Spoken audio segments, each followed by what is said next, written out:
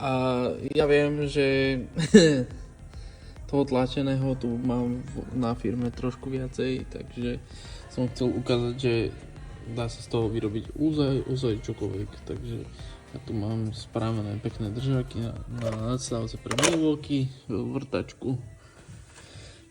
Stoja na batérky na 12V, na 18V, taký držiak na celý ten set.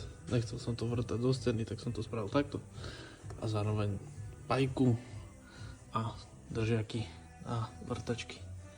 Dokonca ešte som si spravil takýto power supply na notebook, čiže 18V baterka normálne poháňa bežné 18V dobíjanie notebooka, takže ešte aj dokonca takto. Ak by ste niečo také zaujímavé chceli alebo niečo nové, geniálne, kľudne sa obráte na mňa.